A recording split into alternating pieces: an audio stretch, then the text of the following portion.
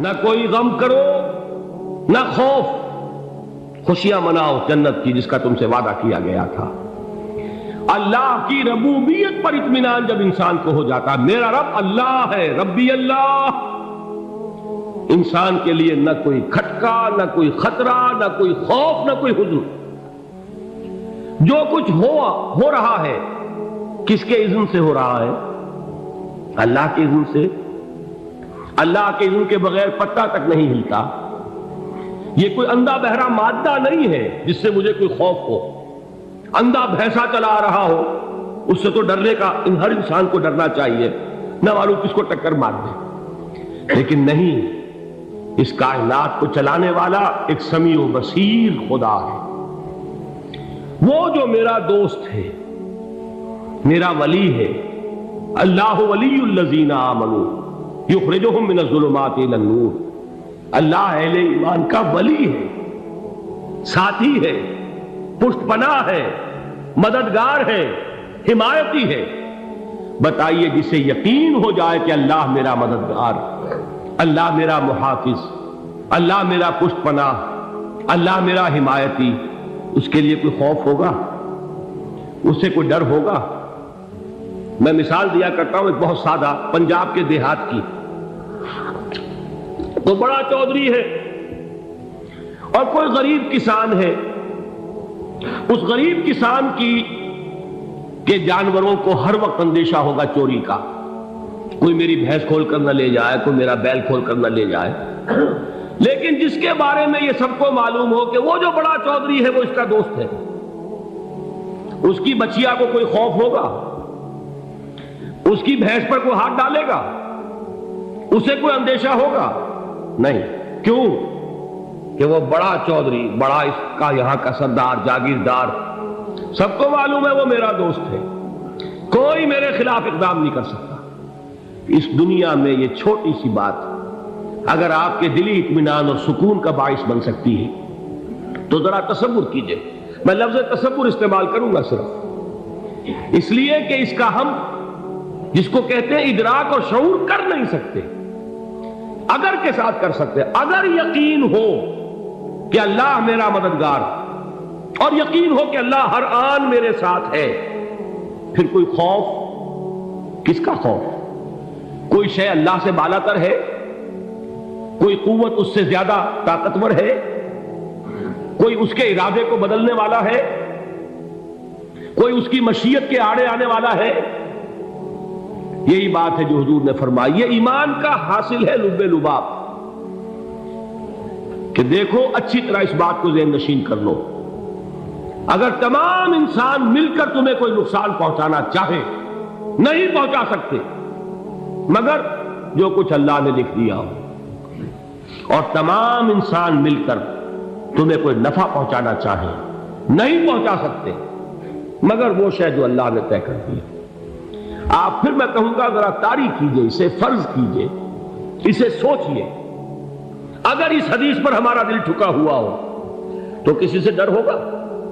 یہ مجھے نقصان نہ پہنچا دے، یہ میری رپورٹ خراب نہ کر دے، یہ میری انکریمنٹ نہ رکوا دے، یہ میرا یہ نہ بگاڑ دے، یہ میرا یہ نقصان نہ پہنچا دے۔ اس کا ڈر، اس کا ڈر، اس کا خوف، اس کی خوشامد، اس کے لیے جا کر طرح طرح سے اپنی عزت نفس کو ذلیل کروانا اس کے سامنے، یہ سب کچھ کیوں کرتا ہے انسان؟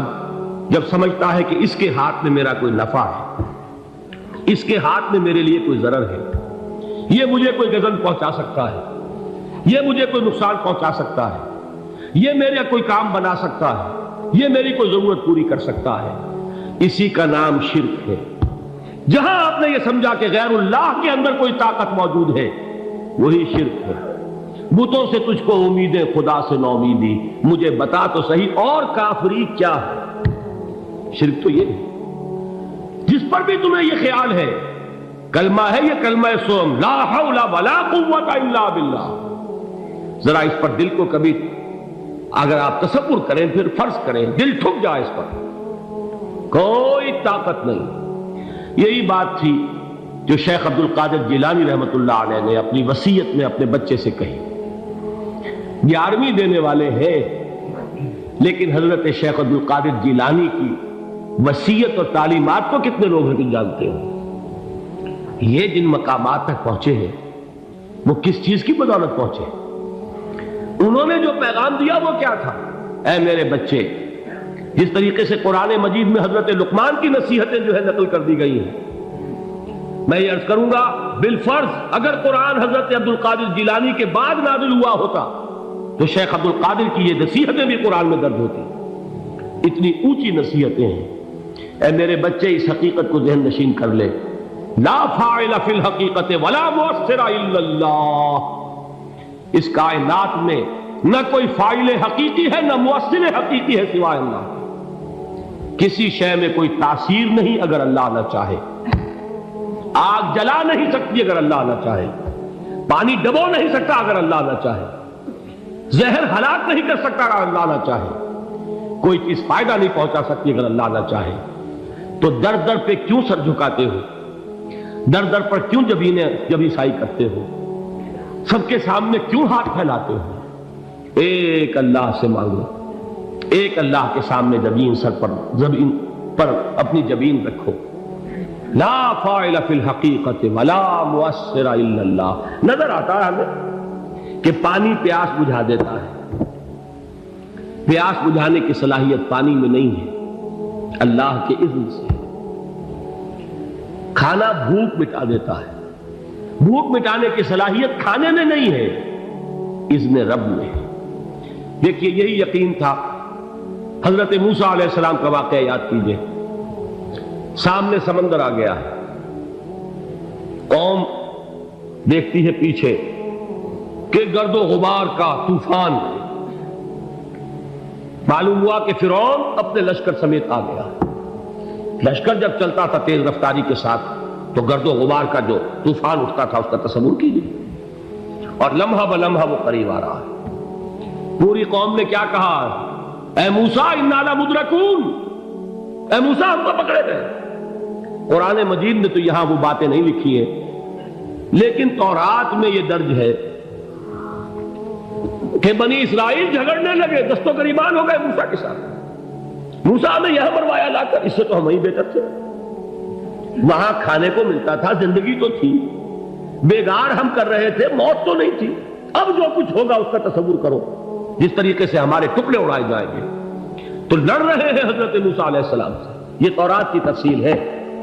قرآن میں صرف اتنا آیا ہے، پریشان ہو کر انہوں نے کہا انا لمدرکون، موسیٰ ہم تو پکڑے گئے۔ اس وقت موسیٰ کا جواب کیا ہے؟ کلا ان معی ربی سیہدین، نہیں، میرے ساتھ میرا رب ہے، وہ راستہ دے گا۔ بتائیے کہاں راستہ نظر آ رہا ہے؟ یہ ہے ایمان بالغیب۔ راستہ نظر نہ آئے تب اللہ پر یقین ایمان ہے۔ جیب میں پیسے ہوں اور تب دل کو اطمینان ہے تو ایمان کس پر ہوا؟ پیسے پر، اللہ پر نہیں۔ جب وسائل و ذرائع نہ ہو اور پھر یقین ہو کہ اللہ مسبب الاسباب ہے، وہ اسباب کا پابند نہیں ہے، وہ اسباب کا محتاج نہیں ہے، اسباب اس کے محتاج ہے۔ اگر یہ یقین ہے تو اللہ پر ایمان ہے، یہ نہیں ہے تو تمہارا ایمان اسباب پر ہے، وسائل پر ہے، ذرائع پر ہے، مادیات پر ہے، اللہ پر نہیں۔ اس وقت کہاں راستہ تھا؟ کوئی راستہ تھا؟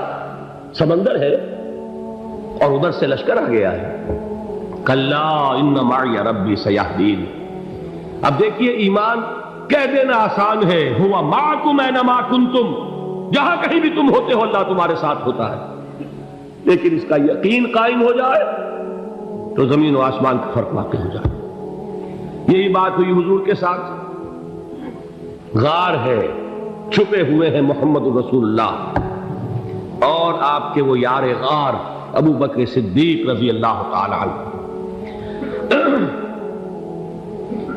اقبال نے حضرت ابو بکر کی شان میں چند اشعار کہیں صرف، لیکن واقعہ یہ ہے کہ بھاری بھاری نظموں پر اور قصیدوں پر بھاری ہے، طویل ترین نظمیں اور قصیدے ہوں ان پر بھاری ہے۔ ہمتیں ابو بکر کی ہمت جو ہے، کشت ملت را چوں ابر، جیسے بارش سے کھیتی اپجتی ہے، ابو بکر کی ہمت اور عزیمت اس امت کو اسی طرح سینچنے والی ہے۔ ثانیے اسلام و غار و بدر و قبر، وہ دوسرے تھے اسلام میں، دوسرے پہلے کون تھے؟ انا اول المومنین، حضور فرماتے سب سے پہلا ایمان لانے والا میں، دوسرے ابو بکر۔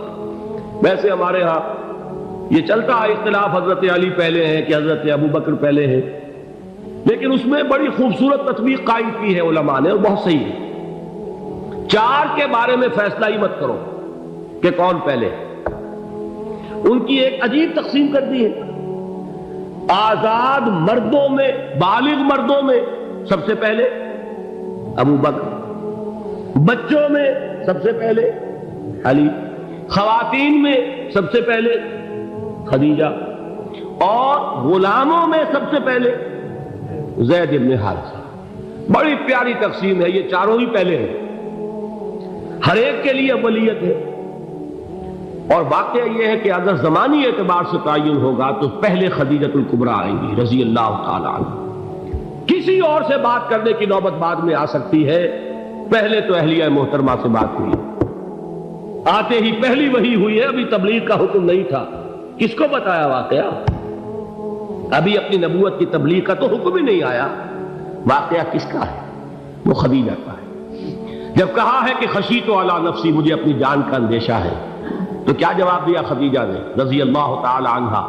وہ صدیقۃ الکبریٰ ہے، صدیقات جو ہے خواتین، ان میں چوٹی پر خدیجۃ الکبریٰ ہے رضی اللہ تعالی عنہا، اور صدیق جو مرد ہیں ان میں صدیق اکبر ہے ابو بکر صدیق رضی اللہ تعالی عنہ، لیکن صدیقات میں چوٹی پر۔ جب حضور نے فرمایا خشیت علی نفسی، کیا فرمایا، کیا عرض کیا، کیسے تسلی دی؟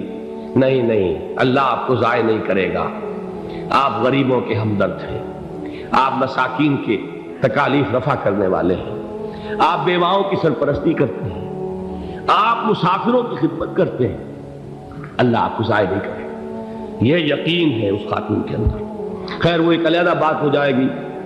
میرے دل پر حضرت خدیجہ رضی اللہ تعالیٰ عنہ کی شخصیت کا بڑا گہرا نقش ہے، جو وہ کوئی اور ہی وقت اور موقع ہوا تو بیان ہوگا۔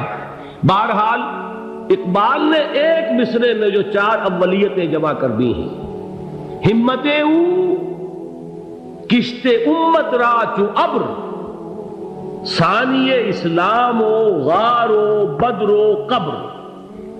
اسلام میں حضور کے بعد پہلے کون؟ ابو بکر۔ غار میں حضور کے ساتھ کون؟ ابو بکر۔ بدر کی رات اللہ کا رسول سرب سجود، وہ جھاڑ، وہ گھاس پھوس کی جو جھوپڑی بنائی گئی تھی، اور وہاں تلوار ننگی لے کر پہرا دینے والا کون؟ ابو بکر۔ اور اس حجرہ عائشہ میں محمد کے بعد سب سے پہلے دفن ہونے والا کون؟ ابو بکر رضی اللہ تعالی عنہ صلی اللہ علیہ وسلم۔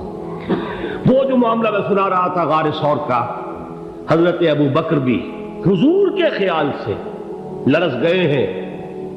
آپ کو یاد ہوگا کہ جا کر پہلے تمام جتنے سوراخ تھے انہیں بند کیا، ایک سوراخ رہ گیا تھا جس کو بند کرنے کے لیے کوئی کپڑا نہیں تھا، وہاں اپنی ایڑی رکھی ہے، تب کہا ہے حضور سے تشریف لائیے، اور اپنے زانو پر حضور کو لٹایا ہے، اور وہاں کسی موذی جانور نے کاٹا ہے، حضور کی آنکھ لگ گئی تھی، اس وقت اس بل کے اندر جو بھی بچھو ہے کیا ہے واللہ عالم، اس نے کاٹا ہے، اس کی تکلیف کی وجہ سے ابو بکر کی آنکھوں سے آنسو ٹپک گئے، حضور کے چہرے مبارک پر پڑے ہیں، تو حضور جاگے ہیں، معاملہ کیا ہے؟